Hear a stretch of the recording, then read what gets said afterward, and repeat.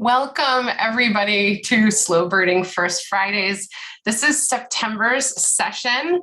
I'm really excited to talk about shifts and change in season and see how we might be able to enjoy that together today, whether you're inside or outside. So because my lovely little quote was on a different computer, I'm going to read the quote for today out loud. And the plan today is to really kind of embrace the fall changes. I have jeans on today. I have a sweatshirt on today. I'm already embracing the fall weather up here in Vermont. We're getting into those nice cool nights where the sleeping weather is ideal. And today it is beautiful outside, blue sky here. And there was lots of bird action. So I'll just have to pretend from my inside place about what I'm experiencing and seeing and guide you guys the best that I can from this spot today. Yeah, Joanne, 46 degrees this morning. Good. So we have folks from Vermont. Let's see if I scroll up. Other folks, where are other? I know Kelly Sue's in Canada. So yay, that's great. If you can drop in where you're joining from, that is super fun for everybody to see. Laura says in the chat that she's got a storm of warblers happening right now. So I always like to start off with a quote, and then I'm going to invite you to pull pieces from that quote and share it in the chat, something that you find resonates with you. And then that can be something that you carry into we'll do a 15-minute sit. And I'm going to try to sled over by my window over there and see what I can see from this spot. And then we'll share. You can share throughout your time. Anytime in the chat, that is welcome as well. And we'll just kind of go through our routine together today. One of the focuses that we're going to have is about staying in beginner's mind, and we'll come to that in just a second. But I want to share a quote with you for today. So many of you have heard me talk about this book over and over, nonstop, The Friendship of Nature. And it's really funny because last month's quote was from this book. And this month's is as well. One of the things that I love about the book is that it's now I can't even say it, phenology. It's phenological. There we go. Something like that. So it goes through the seasons. So each chapter is a different time of year. And she writes to that. Mabel Osgood Wright writes to that. And it does take place in New England. So for those of us who are in New England, there's a lot of things that you can recognize in her writing. It's something that can really connect you with place. And so this comes from the chapter called Rustling Wings. And she's writing all about this shift of seasons, especially as we come into September. So she says here, this is what you need to do during this time of year in the autumn. Go to some hollow or bushy nook, not far remote from houses. A garden seat in an arbor or a stone by the spring are perhaps the best places. And when the surroundings have accustomed themselves to you, have accepted the honesty of your intentions so that you may move your head without causing any alarm, then you may listen to the babbling of the young birds of the season. You may listen to the first sounds from their newly developed throats. I'm going to read it one more time. See if you can pick out something that really pops for you. Maybe it's a word, maybe it's a feeling, something that comes up, and feel free to drop that in the chat. So Mabel says, go to some hollow or bushy nook, not far remote from houses. A garden seat in an arbor or a stone by the spring are perhaps the best places. And when the surroundings have accustomed themselves to you, have accepted the honesty of your intentions so that you may move your head without causing any alarm, then you may listen to the babbling of the young birds of the season. Then you may listen to the first sounds from newly developed throats. So what pops for you in that? Anything in particular coming up? Peace and quiet, and also adventure. Laura says, yeah. What else?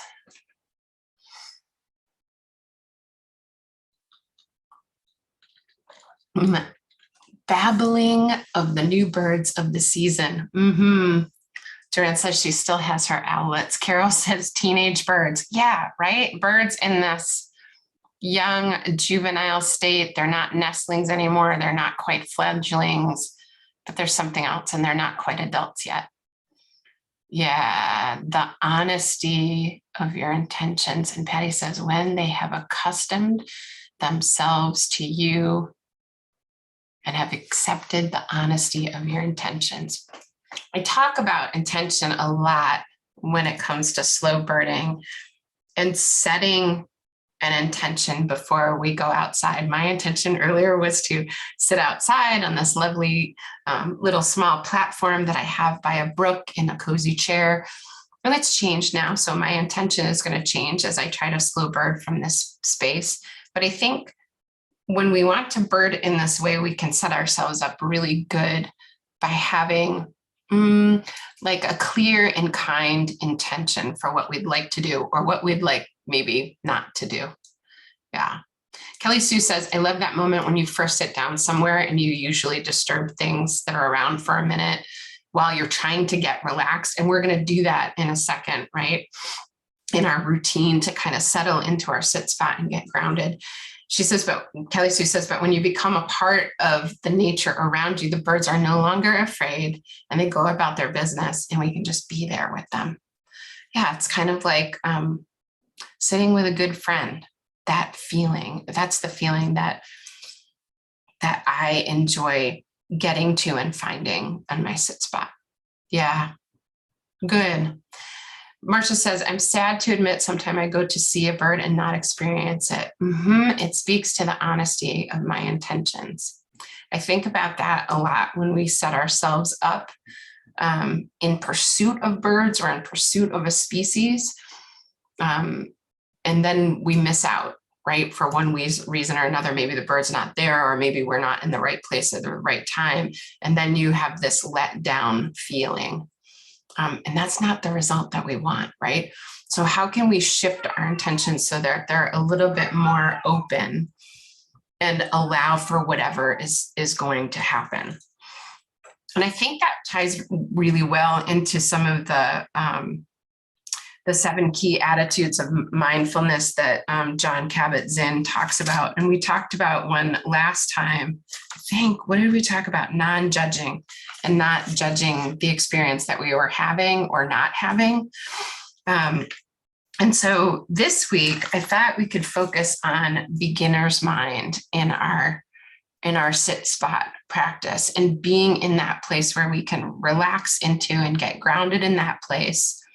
Allow the birds to come back in around us. And especially during the fall, right? There's so much of this shift in what's happening. So in my newsletter, my little e-blast this week, I talked about the blue jays and how loud and raucous they are and how they were kind of annoying to me. So I was trying to do the non-judging thing and let go of my judgment of them as a bird and just really enjoy them. The good thing is that my kids were with me. And kids are always in beginner's mind. And it's really a challenge for us as adults to sometimes come back to that. So when you can hang out with kids, sometimes they pull you right into that place. And they find joy and awe in whatever is in front of them. So we kind of, through our practice, we can reignite that. Fall is also great. So the blue jays' behaviors were changing. We have juvenile birds on the landscape. They're gobbling up the seed. That was like super fun to watch and count how many times they were swallowing down things. But then there's also warblers and things moving through and different fall birds that are kind of pushing through our spaces, our sit spots that maybe we haven't seen yet this year. So this week, I actually had 2 new birds from my backyard list that we haven't had this whole entire year. One was common yellowthroat, and that was just by happenstance that I heard it and then saw it. And then this morning, as I was setting up, it was Eastern Phoebe. And I was like, Phoebe, where have you been? Where have you been all summer? I missed you. You must have been in a neighbor's yard or whatever. But Phoebe was fly catching in our yard today. So I think one of the things that we can hold in our minds and maybe allow to be part of our intention when we get to our sit spot is just being open to these messages that nature has for us in fall. And Mabel talks a lot about how birds are some of these messengers during the fall. They are cueing us in subtly, even before the leaves start to change, that there is this possibility and this openness to new things. Okay, so beginner's mind. So John Kabat-Zinn says, beginner's mind, one of the ways to think about this is to remain open and curious, because it allows us to be receptive to new possibilities, and it prevents us from getting stuck in the rut of our own expertise. I have to check myself with that. What do I think I know? What do I think I know? And is there more to know? And really, there's always more. There's always some other little tiny gift. So I invite you to take pieces of the reading for today, the quote for today from Mabel about going to a hollow or a bushy nook and allowing the birds or whatever is there to become accustomed to you. Be honest in your intention of what you'd like to experience or be open to. Kelly Sue says, can you repeat that part? Don't get stuck. I don't get stuck in my own knowledge and expertise. I think that's what you're meaning for me to repeat. Beginner's mind allows us to be receptive to new possibilities and prevents us from getting stuck in the rut of our own expertise. I know everything there is to know about the backyard birds. I don't need to be hanging out in my backyard anymore. I need to go to all these different places and bird, because that's where the birds are going to be good. And I'm going to have a good experience. I think if we set our intentions in this way of openness and honesty, like Mabel says, that we'll have a good time every time we go out. That result will be great. All right, are we ready for our 15 minutes? So grab a pencil. I do have my journal. I grabbed everything and just brought it in. I was like, I'm just gonna go hook up inside. So I'm good. I'm gonna grab a pencil, and I may slide over by my window for my 15 minutes and see what I can experience. Like, I'm wondering if there's somebody else. Yes, there is. Trying to come in. Janet is trying to come in. Welcome, welcome, Janet. You're just in time for the sit spot portion. So I have my notebook. Janet, we were just talking about staying in beginner's mind, setting an honest intention, because that's when the birds know and they become comfortable and accustomed to you. So I'll read the beginner's mind thing once more, because we just had a couple people join us. Beginner's mind is about remaining open and curious because it allows us to be receptive to new possibilities, and it prevents us from getting stuck in the rut of our own expertise. Again, that's from John Kabat-Zinn, just about mindfulness in general. And it's really kind of cool how we can apply that to our slow birding practice. So, all right, so we're going to do 15 minutes and get your notebook set up. I don't know. I have a really nice raspberries that we picked this year. I have a nice beverage. It's a seltzer with some maple syrup in it and some frozen raspberries, which is nice to have at your sit spot, even if your sit spot has to be inside. And we're gonna get started. So I've been thinking a lot about how I like when I go out by myself. I'm like shifting myself forward in my chair right now, so my bare feet can be on the floor, because I wanted to be barefoot outside. But I can do that in here too. And the things that I think about are a little bit of stretching, a little bit of breathing, and then kind of opening myself up and thinking about how can I welcome in whatever is out there for me to experience. So we're just gonna, we'll start and we'll just do a little bit of stretching. I know my shoulders are probably like up to my ears because I was all panicked about the technology not working well. Maybe you want to do a couple shoulder rolls. Drop your head forward. I don't know if you're going to pick up your binoculars. Maybe you want to do some wrist twists and flexes. Oh, I'm going to reach way up. And then, excuse me, I'm going to slide all the way back. And I'm going to reach all the way down to my feet. That would be on the ground in the grass if I were outside. Oh, good. Oh, my goodness. I'm back up. And maybe twist a little bit. Oh, did you hear my back pop? When I do this on my sit spot, sometimes I'm talking to whoever I'm sitting with. So I have a couple trees that I like to go and visit in different places. And I might say hi to the hemlocks, or the chickadees might be flitting around and be like, hey, you guys, I've come to hang out with you for a little bit. That's a little bit about, yeah, good Lord, I'm so good. I'm giving you all permission to talk to whoever you want, right?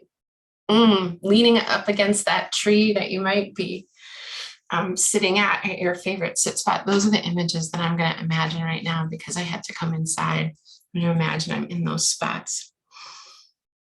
Okay, and we're going to do some breathing again. I've been trying different breathing practices, and the one that I just keep coming back to is this exchange between me and where I am. So it's inhaling for me and exhaling for you, the trees that are around me, maybe inhaling again for me and exhaling for we. So I'm just going to do that like 3 or 4 times.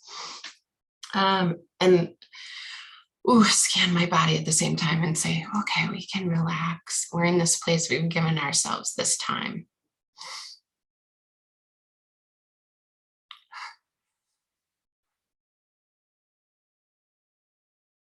Eyes open or eyes closed, whatever is comfortable for you. Maybe it's a downward gaze. And a nice inhale and hold it just for a beat or two, and then come out through your mouth. Do you like to breathe out through your nose too? That's fine as well. Me. Back to you.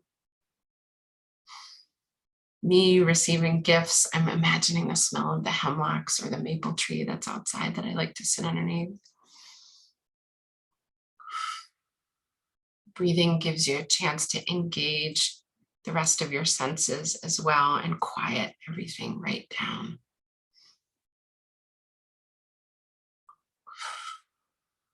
All right. Okay. So we're going to start for 15 minutes. Feel free to hang out. We're going to come back around 1/4 of. I'm going to slide over to my window and see if I can notice anything out my window here. And I may turn to you and narrate a little bit here and there. I can see the chat, so feel free to drop things in the chat about what you're noticing from your perched position today. I'm going to take my headphones off, so I'll have to rely on the chat and what you guys are noticing. I'm going to set up my notebook. Today is Friday.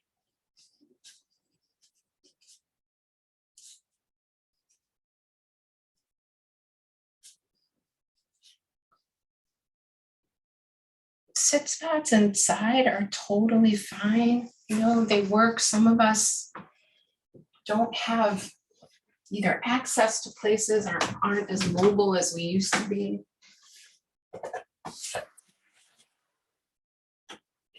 And so gazing out a window is totally allowed.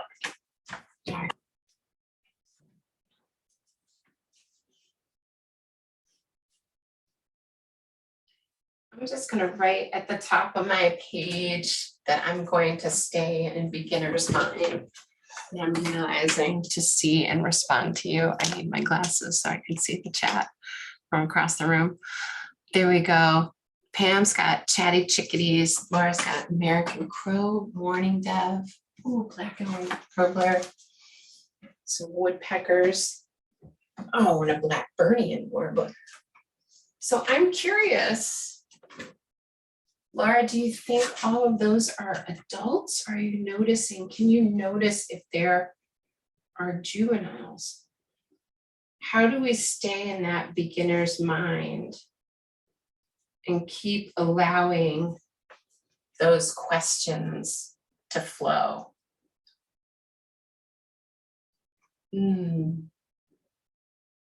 What else can you notice and you go beyond? You're like, oh, Blackburnian warbler. What's going on with you today? Where are my mourning doves? My mourning dove buddies normally like to hang out in this tree.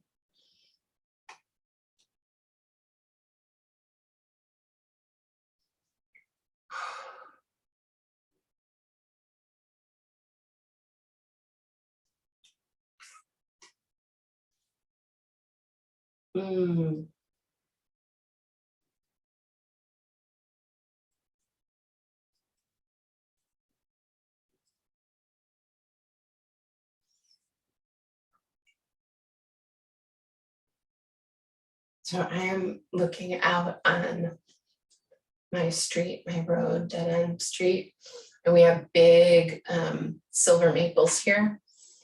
And one of the maples is starting to die, and so there's no leaves on it, but it's the spot where the mourning doves like to roost, and so they come in each night.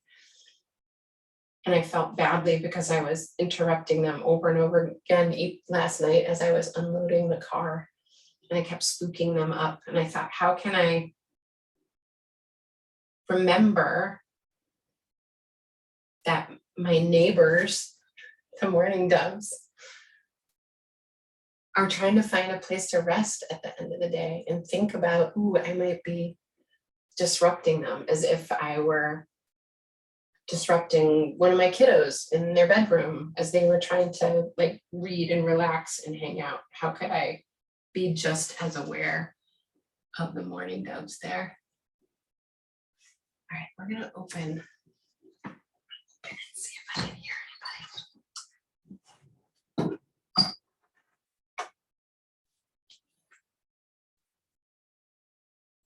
Ooh.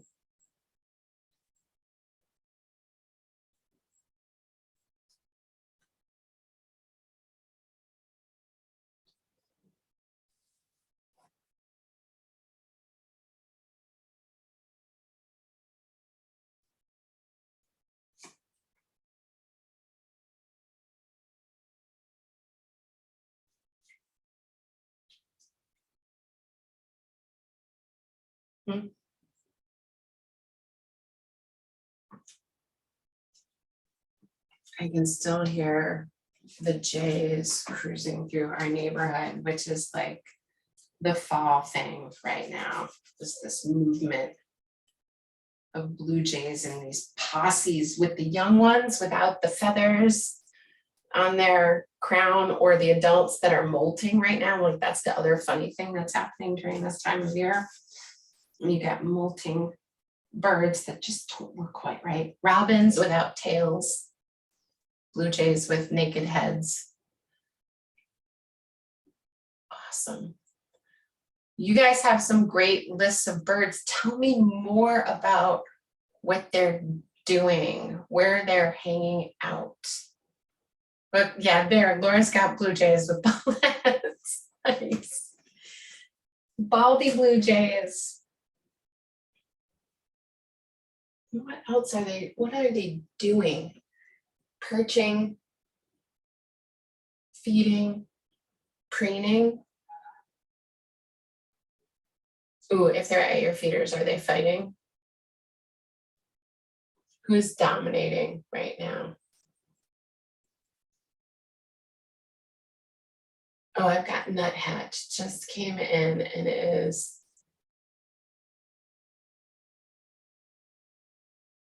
working the flakes of bark. Oh, and you just went into that hole. And now you're back out. Maybe checking it out for next year. Let's see. One of folks have juvenile blue jays and catbirds in the woods practicing their calls. Yes, Martha, awesome. Right. I think as we fine tune our ear, right, and we get to know our usual suspects, these are the birds that we come into contact with on a regular basis, right? The ones that we can build those neighborly relations with, so to speak. We get to know what they sound like through the seasons. And as we get into the fall, we get those young birds, like Mabel said, who are testing out their newly developed voices and songs and learning from some of the adults too. Nice. Molting chipping sparrow, just emerging from a violent bout of preening. Laura, very nice. Sometimes violent, ooh, tell me more, like really tugging at stuff at it as it's preening, instead of that soothing thing, like it's really got to get this done kind of stuff. That is a really interesting observation. Because I think I've seen that before, right? That really tugging at stuff, being like something's really out of place here, or I've got gook all over this and it really needs to work. Or is it just this? It reminds me of like brushing long hair, right? And you just get into this lovely rhythm after everything, all the knots have come out, and now it's more about just that soothing feeling. So can we notice that in birds when they're preening? Is there this intensity to get the tangles out, so to speak, and then this more relaxed, almost mindful care of themselves? Awesome, Laura, thank you for sharing that.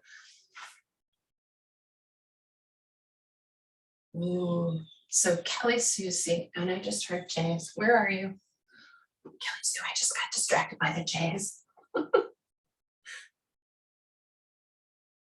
They're in my neighbor's yard.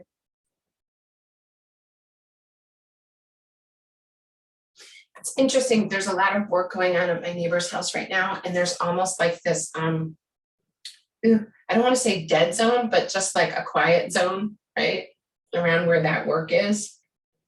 And because they're working up high on windows and things, it extends upwards. So it's almost like this dome of activity that the people are in, and the birds are on the fringe of that. All right, I'm gonna see if I can see Kelly Sue's thing. It just went up. So Kelly Sue's seeing lots of dragonflies and a few butterflies, one dove flying by and a hummingbird. Nothing's stopping near me, but I'm enjoying the sounds of summer, and cicadas calling. Right, there's that layer to the soundscape now this time of year that shifts, and we have insects coming in.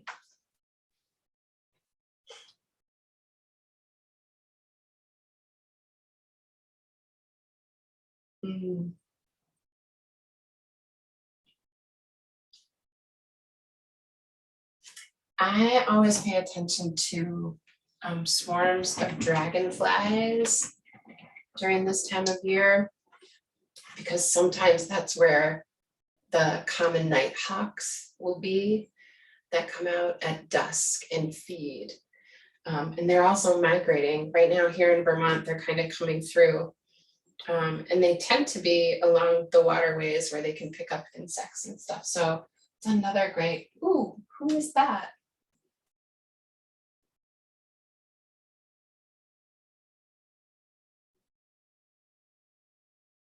There's a little posse moving through this small strip of trees in between the neighbors' houses across the street.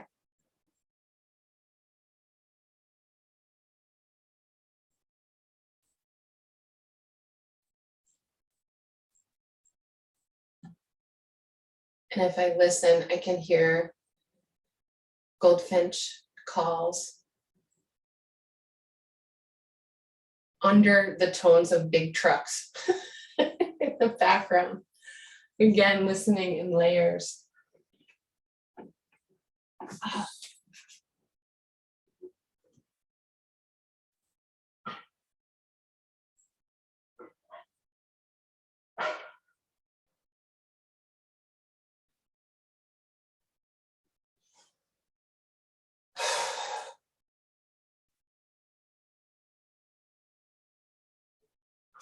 No, this is not what I had planned for me, but it's really fun to see all the things that you all are noticing. So I'm going to slide back over here. And I'm going to encourage you to come back to that prompt about being in beginner's mind.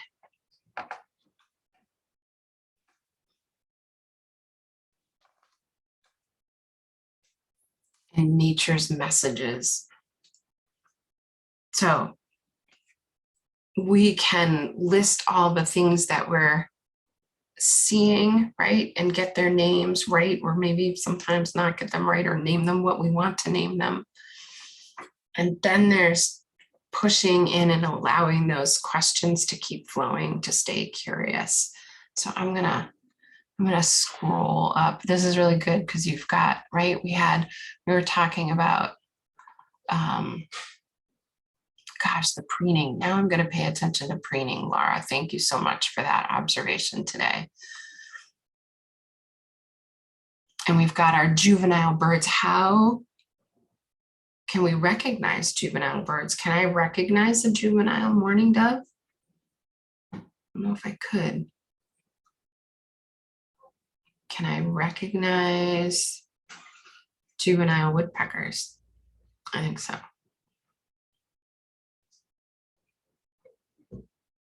Betsy's got white-breasted nuthatches. This is one I'm trying to master, is the deep noticing and the deep observation to tell male from female, because there's a subtle difference just in the intensity of color between the male and female.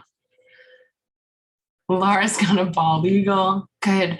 Ravens croaking. So when are the ravens using different types of vocalizations in your neighborhood? What do those sound like? Carol's got squawking baby crows that were active and now they're quiet. Circling seagulls and passing starlings. Oh, I know. So Carol, your story reminds me of yesterday afternoon. And I know we do these sit spot sessions at noon. I want to encourage you to go out during the golden hour, either in the morning, which is a half an hour after sunrise, and in the evening, it's a half an hour before sunset. And I think every bird becomes incredibly magical during the golden hour. I was blissfully watching gulls take off from the Hannaford's parking lot as I was loading groceries into my car, watching how the light, that golden toned light, played off of their bellies. So finding joy, that's that beginner's mind. What can I notice about gulls that just is cool or inspiring or gives you that little bliss buzz? It's kind of nice. Look at that. We went over by 3 minutes. 12:45. So I want to invite you to drop some thoughts in there. What are you taking away with you today? Ooh, good, like questions that maybe you want to explore more. I love that. Carol says, do birds take a midday nap? Do all birds take a midday nap? We say as birders and ornithologists that birds are quieter during the midday. But what are they really doing? They're still there. So I think that's a great question to explore when you're on a sit spot at different times of day. I'm curious if there would be different sets of behaviors that we could experience during those different times of days. Betsy says humans aren't the only aggressive species.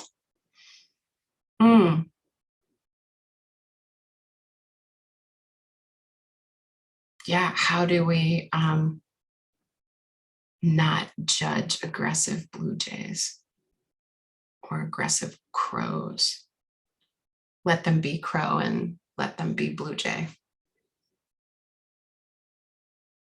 Trying to figure out what beginner's mind means to me with birding.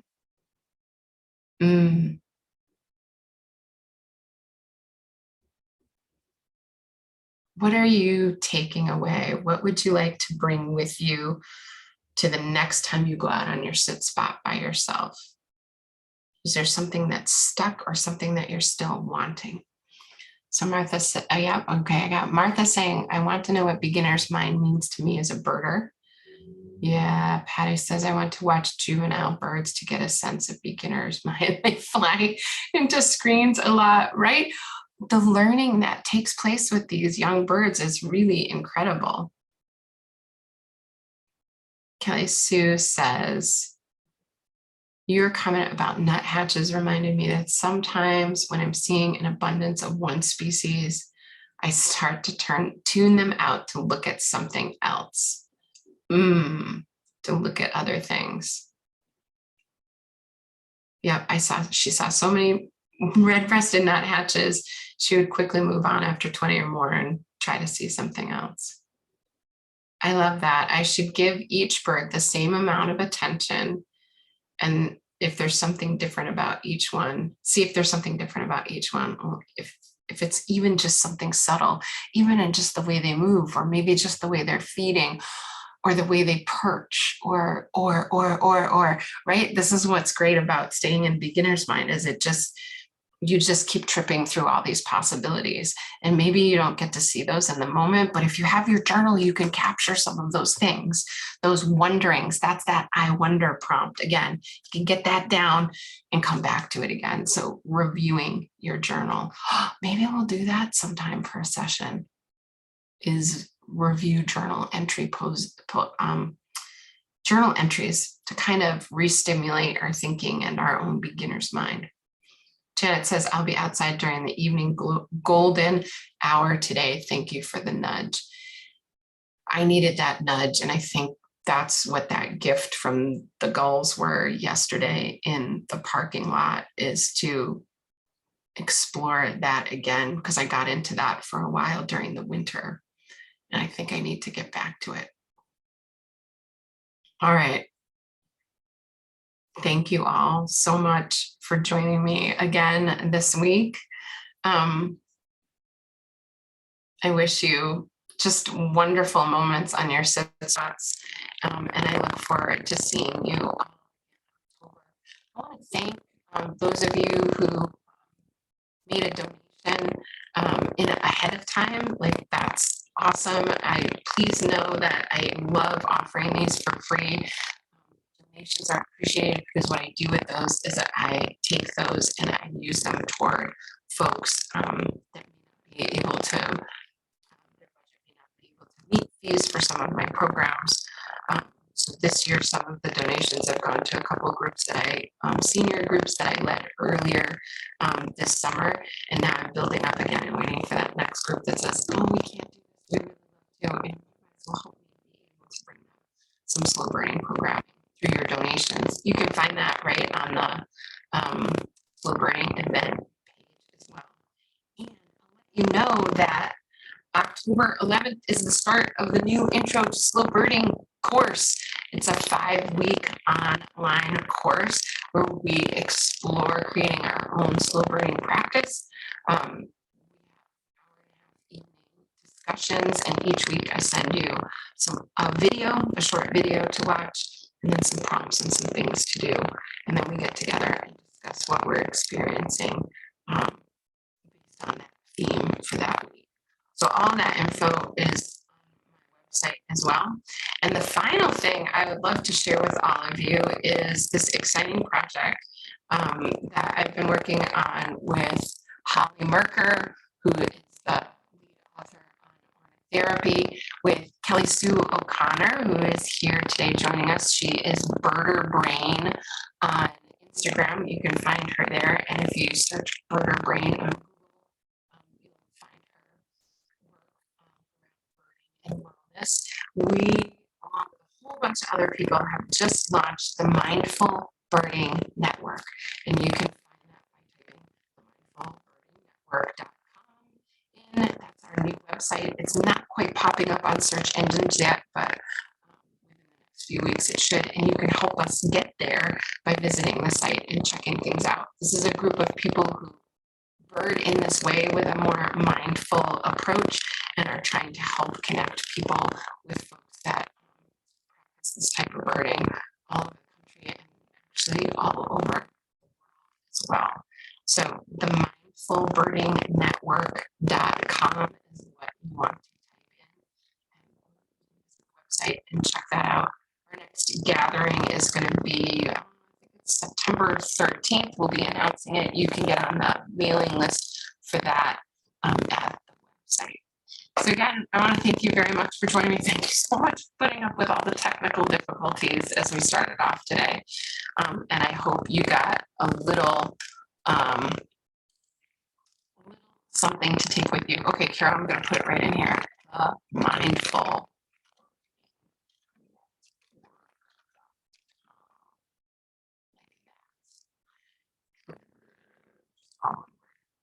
You can find it by going to the Bird Diva page and scrolling all the way down to the bottom. In bright orange, it says down there, part of the Mindful Birding Network.